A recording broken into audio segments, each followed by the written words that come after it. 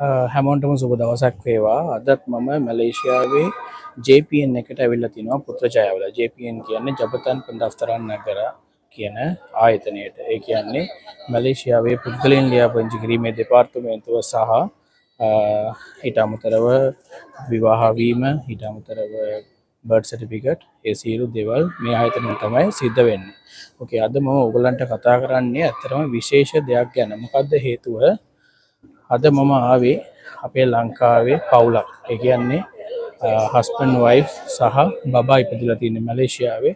ඒ පවුල. එතකොට ඒ පවුල දැනට ඉන්නේ මැලේසියාවේ ඩීපෝට් එකේ. එතකොට ඩීපෝට් එකේ ඉන්න හේතුව තමයි ඒගොල්ලන්ට වීසා නැති නිසා.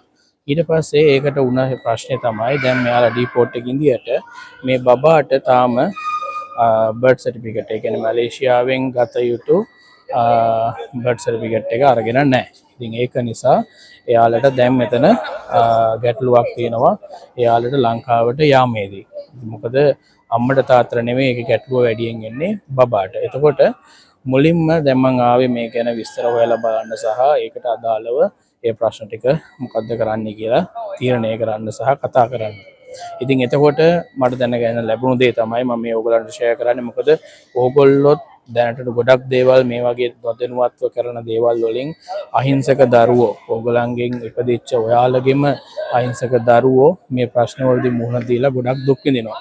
ගොඩක් අය කියනවා මැලේසියාවේ බබෙක් හම්බුනයින් පස්සේ ඒ බබාට සිටිසන් හම්බෙනවා. සිටිසන් හම්බුනයින් පස්සේ ඒගොල්ලන්ට මැලේසියාවේ ජීවත් වෙන්න පුළුවන්. ඔය වගේ කතන්දර ගොඩක් කියනවා. ඉතින් ඒව ඇවිල්ලා ඔක්කොම ඇත්තද නැද්ද කියන එක තමයි මම මේ ඔයගලන්ට මේ වීඩියෝ එකෙන් පැහැදිලි කරන්නේ.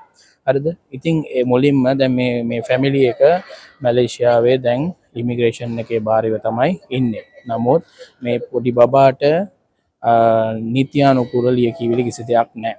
එතකොට මේ බබාට ඒගොල්ලෝ බර්ත් සර්ටිෆිකට් එක ප්‍රොසෙස් කරලා නැහැ. නෝමලි එයාලා ලංකාවේ දැන් නෝමල් මැලේසියාවේ නෝමල් ඉන්දියාත් බර්ත් සර්ටිෆිකට් එක ප්‍රොසෙස් කරන්න පරක්කු වෙලා. ඒ කියන්නේ මාස 3කට වඩා වැඩි නම් බර්ත් සර්ටිෆිකට් එක ප්‍රොසෙස් කරන්න පරක්කු වෙච්ච කියන කැටගරි එක යටතේ තමයි ඔයාලට ප්‍රොසෙස් කරන්න වෙන්නේ. ඒකට දඩ මුදලක් විදිහට රිගි 50ක් අය කරන අතර මාස 3ක අඩුම මාස 3ක කාල සීමාවක් මැලේසියාවේ පුද්ගලයන් ලියාපදිංචි කිරීම දෙපාර්තමේන්තුවෙන් කාලය ගන්නවා. එතකොට දැන් ප්‍රශ්නේ තියෙන්නේ මේ ළමයා ඉන්නේ ඉමිග්‍රේෂන් එක බාරේ.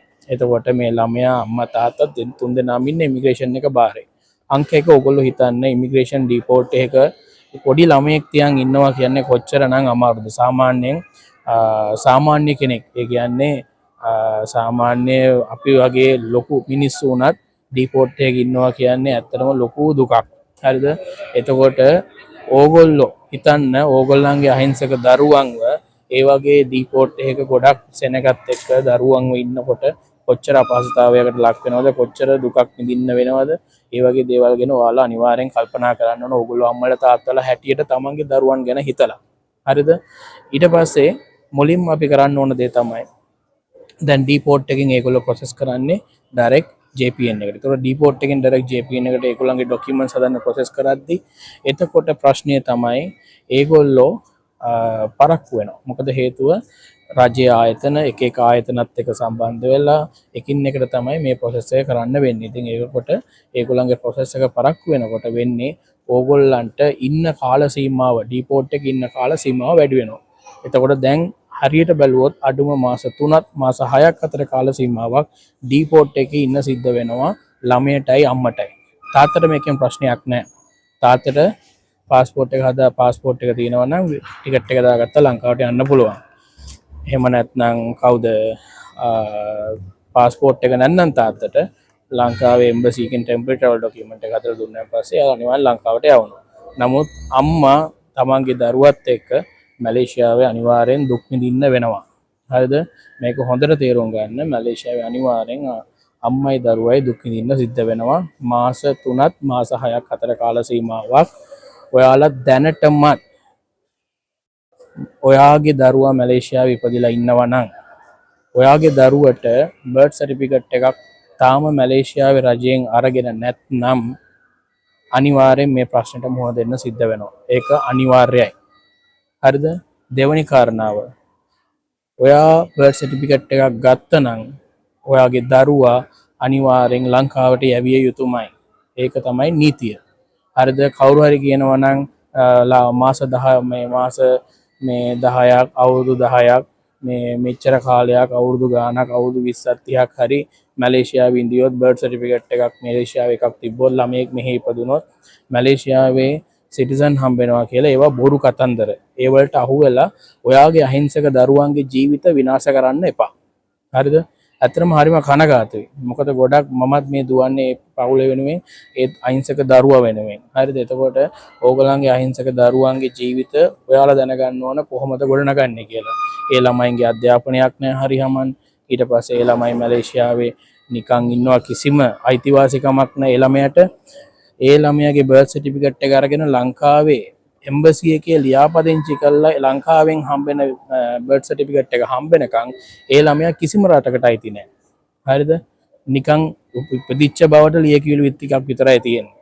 ඉතින් ඒක නිසා ඔයාලගේ දරුවන්ගේ ජීවිත විනාශ කරන්නේ නැතුව ඔයාලගේ දරුවන්ගේ අනාගතය ගැන හිතලා දැනටත් ඕගොල්ලන්ගේ දරුවන්ට බර්ත් සර්ටිෆිකේට් අරන් නැත්නම් දැනුත් පරක්කු නැහැ. දැම්ම ගිහිල්ලා ඒ අදාළ ප්‍රොසෙස් එක කරන්න. හැබැයි බර්ත් සර්ටිෆිකේට් එක ගන්නව නම් අම්මට පාස්පෝර්ට් එක තියෙන්න ඕන, තාත්තට පාස්පෝර්ට් එක තියෙන්න ඕන.